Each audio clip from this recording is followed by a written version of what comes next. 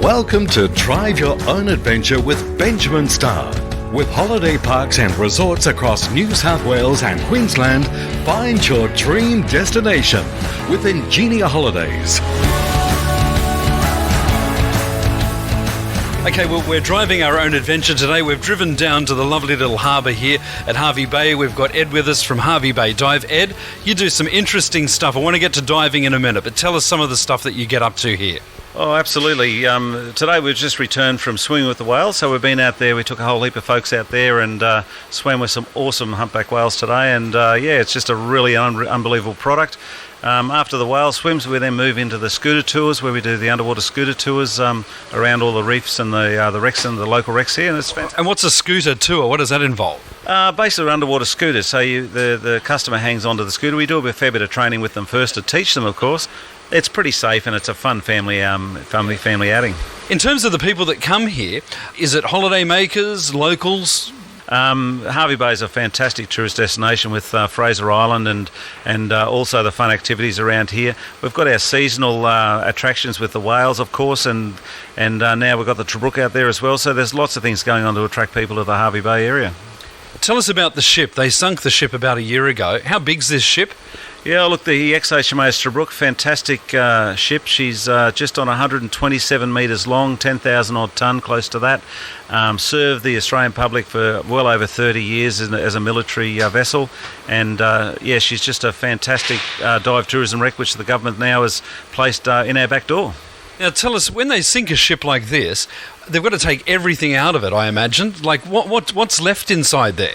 Oh, look, everything's still in the ship, to be really honest. All they've done is prepare the ship so it's safe. So anything that was considered an obstacle or potential danger has been removed, including things like oils and fluids and things that can affect the environment have all been removed. But so pretty well the ship is clean, and she's got everything in there from the dining room chairs and tables right through to the engines are all there, the lathes and all sorts of things. Literally, when you go down there, it is as per what it would look like on the surface. No, slightly different. They removed part of the funnel and some of the cranes and what have you off the ship, and that was purely because of the depth of water it's in, because the ship was so big. So they had to take some of the structure off so it didn't stick out of the water, basically, and it was safe for people to navigate around, yeah. And what does she sit, about 30 metres deep? Yeah, the seabed's at 30 metres, but when you dive on the ship as a recreational diver or one of our tours, we land on the ship at about 11 metres. So you're on the side of the ship at 11 metres, and depending on your certification, of course, determines what tour we take you on, whether it's a deep penetration tour or whether it's just a surface tour around the ship. And really, 2 dives, you can't see the whole ship in 2 dives anyway, just externally. So it must be awesome, though, to swim around that ship and get to the propellers and sort of... How big are the propellers compared to you? Oh, they're massive. Oh, look, they're huge. There's 2 propellers, and that's probably one of the best photo opportunities a diver can get is around the propeller of any ship. These ones are pretty cool because you can actually stand on the rudder and just in front of the propeller and get a fantastic photo from one of your partner divers. So it's a very must-see sort of situation when you go out there with a camera. How long does it take to become qualified to do a dive? Oh, look, if you're coming into Hervey Bay for a holiday, most of the operators and the instructors here can put someone through in 3 days. It can be done in 2 days, but it's a push, to be really frank. But we take 3 days to train someone correctly and properly, and that, and generally their last dive, we take them on the Tobruk as a bit of a special part of the course. So it's a great way to finish the course. Now, when you get down there, it's not just the ship. There's other things that are taking place. What's it like, the marine life? What's happening down there? Look, within a year, that ship has turned into something that's just fantastic. The environment and the ecology that's happening on the ship is just second to none. We've seen soft corals develop, which we didn't think we'd see for some time. It's got hard corals developing on it now. The sea life around it, it's got every known pelagic you can think of schooling around the ship on a very regular basis. Resident turtles are on there now. There's a turtle that's becoming quite famous called Crush. One of the most interesting, friendliest things I've ever seen in the ocean. We've got gropers on there, we've got rays, we've got everything on it, and some beautiful sharks around it as well. Now, when you're going for a tour, you were mentioning before you do night tours. What happens at night there? Do you get startled by sharks? Oh, look, any purist diver loves night diving. You know, to be honest, you don't see many sharks at all in the ocean. Everyone's a bit of a fallacy. There's sharks out there, it's their domain, but look, we don't see them at night dives. What we see at night is just an amazing environment that's just evolving. We use UV lights on the wreck at night, and you see those lights and the colours start glowing at night, and it just takes you away to something like, you know, some of those movies that was done by James Cameron, to be really honest, like Avatar. That's what it's like. It's amazing at night with those UV lights. Given the success of the whole thing, do you think the government are now thinking about doing a few other ships out there, making it more like a sea wreckage area? Look, I really commend the government for exploring the idea of having this dive trail throughout the coast of Queensland, if not the east coast of Australia, to be really frank. There's already some fantastic wrecks and dive sites around Australia, and I commend the government to really consider strongly putting further wrecks out, prepared correctly, of course, for dive tourism, because dive tourism is a massive new area for us to explore, in particular for wreck diving. Australia's never been known really as a wreck diving destination, but it's something that I think we can do really well, and the number of really great operators we've got around Australia can really sort of foster that to become something special. Now, when you go through this ship, do you get up to the bridge? Absolutely. Oh, my word, it's one of the best places to go on the ship. It's huge. We go into the bridge. Actually, just behind the bridge is the captain's cabin, and we take our customers into the captain's cabin, because unfortunately just below the captain's cabin on the floor there's a deceased turtle which somehow got stuck in there and died, and the turtle skeleton is still in there. It's a large loggerhead turtle, which is a protected species, but it's really sad that it happened. But there's things to see all through the ship that are just inspiring. It's amazing. So like all the instrumentation still pretty much intact? No, negative. There's a lot of things that have been taken off the ship that the Navy obviously were recycling, because a lot of recycling went on with the ship.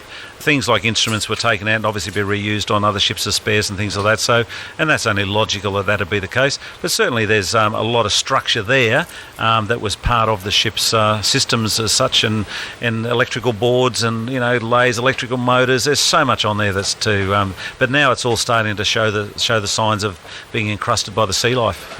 Isn't it amazing in 1 year that's taken place? But it must be pretty awesome to be up the front there. You say you can't swim the whole thing in a day, so you're up the front and you must get an awesome look down the side of it and see this thing is massive. Yeah, look, we get really good visibility out there, and so one of the great things we do is take our customers out off the bow, and you can look back down the ship from the bow, and that's when you really see the size of the thing. You know, when you get 20 or 30 metre vis out there and you think, my goodness me, how big is this thing?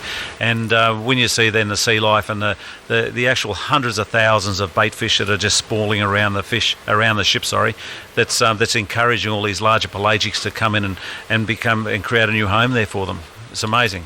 You've got Fraser Island next door, so if people are coming up for a holiday and a family, you can't do everything, that's the reality.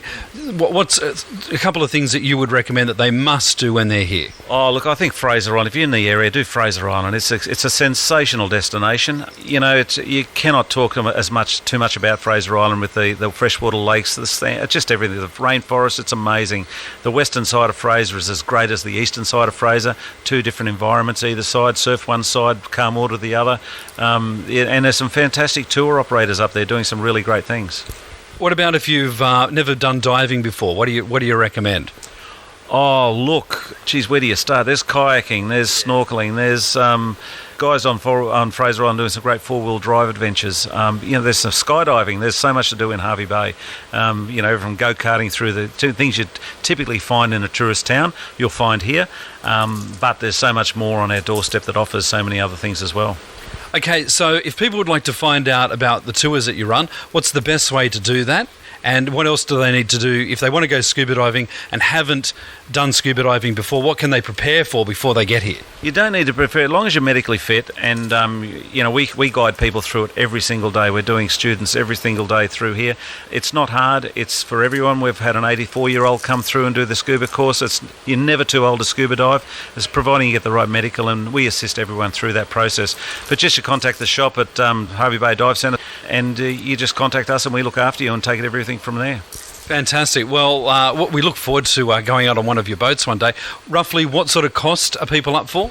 Yeah, look, if you're swimming with the whales, we're $195 to go out with the whales, and that's purely because we do a full day exercise out there with lunch and morning tea and afternoon tea.